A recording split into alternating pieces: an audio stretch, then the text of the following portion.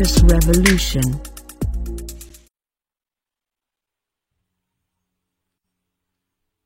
Φίλες και φίλοι, γεια σας.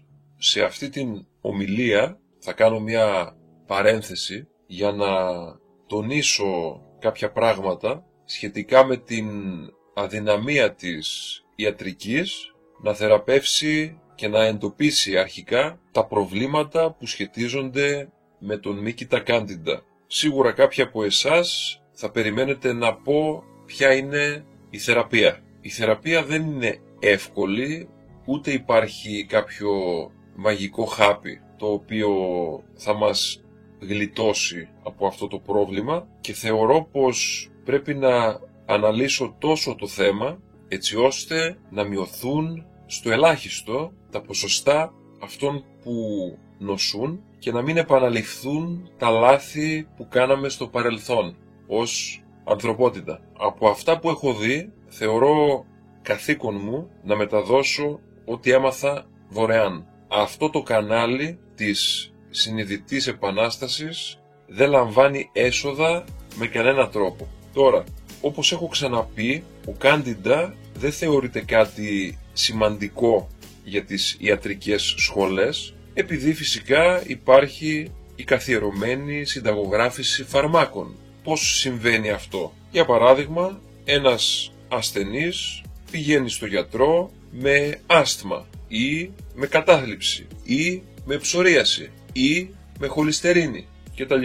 Στα πανεπιστήμια οι γιατροί μαθαίνουν πως για παράδειγμα το άσθμα είναι απλά μια φλεγμονώδης νόσος, η κατάθλιψη πως είναι μια διαταραχή των νευροδιαβιβαστών, η ψωρίαση πως είναι μια φλεγμονή του δέρματος και η χολυστερίνη μια αύξηση των λιπιδίων των αρτηριών. Έτσι, στις σχολές και τα πανεπιστήμια επικεντρώνονται σε κάθε σύμπτωμα ξεχωριστά και σε κάθε ασθένεια ξεχωριστά, χωρίς φυσικά να τίθεται καθόλου θέμα για μύκητες ή παράσιτα. Αυτά που διδάσκονται οι γιατροί δεν έχουν σε καμία περίπτωση να κάνουν με θεραπεία. Γιατί βλέπετε, ειδικά στη χώρα μας, έχουμε μπερδέψει κάπως τις λέξεις. Άλλο η λέξη θεραπεία και άλλο η φαρμακευτική αντιμετώπιση εφόρου ζωής. Η θεραπεία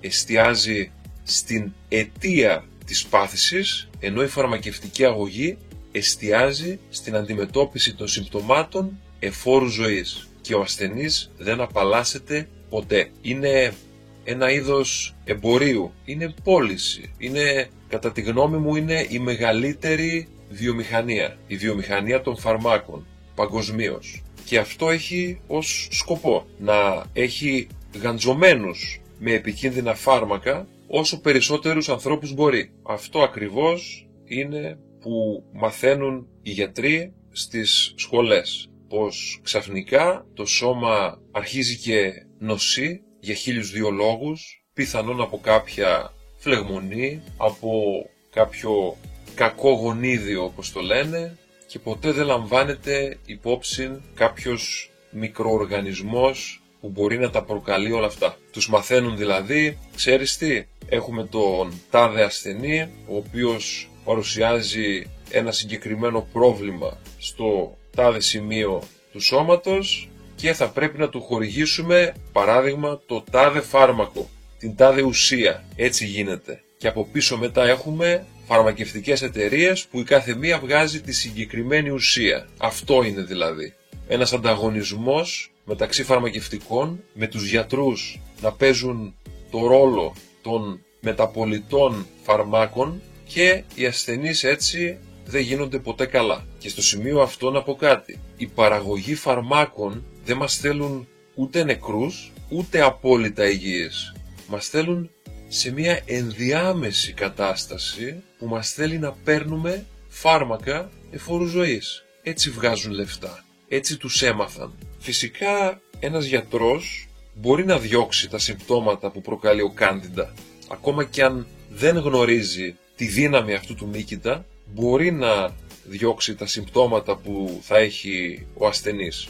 Αλλά αν δεν καταστήλει τελείως το Μίκητα, τα συμπτώματα θα συνεχίσουν να επανέρχονται. Και εδώ ακριβώς είναι που θα συνεχιστεί και η φαρμακευτική αγωγή εφόρου ζωής. Βλέπετε, δεν είναι μόνο τα συμφέροντα των φαρμακευτικών εταιριών, είναι γιατί οι γιατροί φοβούνται να εφαρμόσουν ένα διαφορετικό πρωτόκολλο από αυτό που έχουν διδαχθεί. Και σε καμία περίπτωση δεν καταδικάζω όλους τους γιατρούς, παρά μόνον αυτούς που εμπλέκονται σε χρόνιες φαρμακευτικές συνταγογραφήσεις, οι οποίες φυσικά δεν είναι απαραίτητες. Υπάρχει κι άλλο μονοπάτι για τη θεραπεία, και αυτό που πρέπει να κάνουν είναι να ευθυγραμμίσουν τις γνώσεις τους με τις γνώσεις άλλων γιατρών και θεραπευτών, για να απαλλαγούμε επιτέλους από τη μάστιγα που λέγεται φάρμακα. Οι γιατροί πάντα είναι χρήσιμοι και πάντα θα είναι. Τους χρειαζόμαστε να περάσουν γύψο σε ένα σπασμένο χέρι, να φτιάξουν ένα δόντι και να διαγνώσουν ένα, για παράδειγμα, πρόβλημα στο αναπνευστικό. Όμως γιατρός που εμπλέκεται, για παράδειγμα, με στατίνες, τα οποία είναι φάρμακα που αντιμετωπίζουν τη χολυστερίνη, γιατρός που εμπλέκεται με στατίνες δεν είναι γιατρός. Είναι ένας μεταπολιτής και είναι δουλειά του, είναι υπεύθυνος να πει στον ασθενή του την αλήθεια, να του πει από πού προέρχεται η χολυστερίνη και να κάνει κάποιες αλλαγές ο ασθενής στη διατροφή του για να μπορέσει να γλιτώσει. Είχα και εγώ κάποτε χολυστερίνη. Δεν χρειάστηκε να πάρω χάπι, δεν χρειάστηκε να πάρω στατίνες. Το μόνο που χρειάστηκε είναι να κάνω κάποιες αλλαγές στη διατροφή μου. Ριζικές αλλαγές. Ας το αφήσουμε αυτό όμως, θα αναφερθώ για τη χολυστερίνη σε άλλο βίντεο. Περισσότεροι γιατροί λοιπόν αυτό που κάνουν είναι να καταπατούν τον όρκο του Ιπποκράτη. Και πολλές φορές βλέπουμε γιατρούς οι οποίοι, παρόλο που θέλουν να εκφράσουν τη διαφορετικότητά τους και να μας δώσουν μια ιατρική συμβουλή που θα μας είναι χρήσιμη, βλέπουμε πως καταλήγουν να επαναλαμβάνουν αυτά που έχουν μάθει στις σχολές ή αυτά που ακούγονται στην πιάτσα, να το πω έτσι. Οι γιατροί συχνά βρίσκονται αντιμέτωποι με ασθενείς οι οποίοι παρουσιάζουν κάποια άγνωστα συμπτώματα και αντί να πούν οι γιατροί δεν ξέρω ή δεν το έχω διδαχθεί, παρουσιάζουν μία ψυχοσωματική θεωρία που τους κάνει να φαίνονται ιατρικά εξελιγμένοι. Ο Μίκητας Κάντιντα προκαλεί συμπτώματα ψυχολογικής και ψυχικής προέλευσης που στην ουσία είναι αντανακλάσεις των διεργασιών του εγκεφάλου, και αυτό προκύπτει λόγω των νευροτοξινών που εκρίνονται από το Μίκητα, μπερδεύοντας έτσι τους νευρώνες του εγκεφάλου. Πάρα πολλές φορές σε άτομα που εντοπίζονται συμπτώματα γενικευμένης διαταραχής άγχους ή κρίσεων πανικού χορηγούνται φάρμακα βενζοδιαζεπίνης ή ακόμα σε χειρότερες περιπτώσεις και αντικαταθλιπτικά. Τα μαθαίνω αυτά και είναι πραγματικά τραγικό, έχω δει τέτοια περιστατικά, πως οι άνθρωποι αυτοί μετά από μήνες αρχίζουν να έχουν αναπτύξει μία εξάρτηση με αυτά τα φάρμακα και πως θα τα παίρνουν για μια ζωή. Αναρωτήθηκε κανείς γιατί? Γιατί να συμβαίνει αυτό? Γιατί τις περισσότερες φορές ο γιατρός λέει πως ο ασθενής έχει κάτι που δεν θεραπεύεται, απλά αντιμετωπίζεται. Το λέει γιατί μέχρι εκεί φτάνουν οι γνώσεις του, μέχρι εκεί έχει διδαχθεί.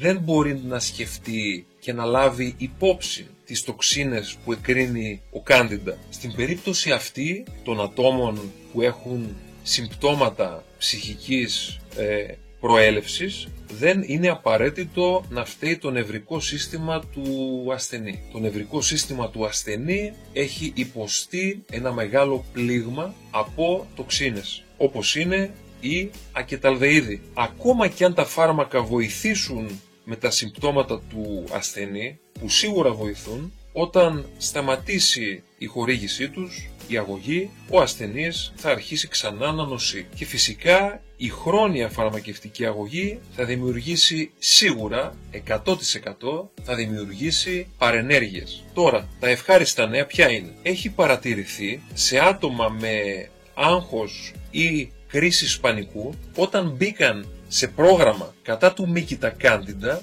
Σε μερικές εβδομάδες όλα τα ψυχοσωματικά συμπτώματα εξαφανίστηκαν και μένουν εξαφανισμένα μέχρι να αποκατασταθεί η χλωρίδα του εντέρου με θηλυκά βακτήρια. Το θέμα, φίλες και φίλοι, είναι σοβαρό. Ακούμε συχνά τριγύρω μας τη φράση «κατά φαντασία ασθενής». Αν έχετε χρησιμοποιήσει αυτή τη φράση σε κάποιο συνάνθρωπο, δεν έχετε ιδέα τι σημαίνει Candida. Υπάρχουν άτομα τριγύρω μας που δεν ξέρουν τι έχουν. Επισκέφθηκαν παθολόγο, καρδιολόγο, γαστρεντερολόγο, έκαναν εξετάσεις αίματος, ακόμα και ακτινογραφίες, αλλά όλα ήταν φυσιολογικά. Τα αποτελέσματα πάντα έβγαιναν αρνητικά. Τώρα προσέξτε, τα άτομα αυτά ήξεραν 100% πως κάτι δεν πήγαινε καλά με την υγεία τους. Οι ασθενείς επέμεναν πως είχαν κάτι, οπότε οι γιατροί υποψιάζονταν πως χρειάζονται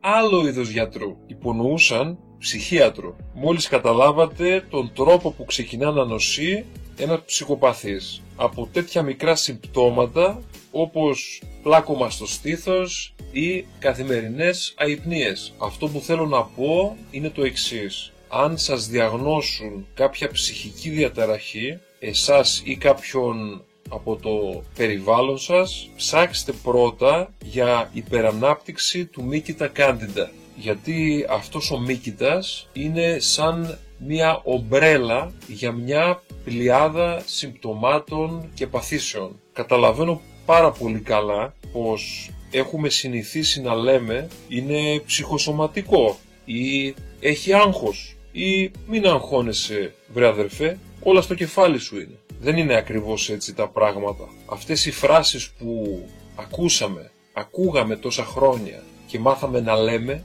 δεν προσδιορίζουν ούτε θα λύσουν το πρόβλημα. Σε καμία περίπτωση. Αυτές τις φράσεις τις λέμε συνήθως για να τελειώνουμε τη συζήτηση. Τις λέμε επειδή δεν μπορούμε να αναγνωρίσουμε την αιτία και λέμε πως όλα είναι στο κεφάλι σου. Και είναι παράλογο που συχνά μας παροτρύνουν να μην έχουμε άγχος, αλλά κανείς δεν μας λέει να κόψουμε την καφεΐνη. Τώρα θα μου πείτε τι σχέση έχει η καφεΐνη με το άγχος. Βλέπετε, η καφεΐνη κάνει την καρδιά να χτυπάει πιο γρήγορα και επηρεάζει αρνητικά τα επινεφρίδια. Τα επινεφρίδια είναι δύο αδένες πάνω από τα νεφρά.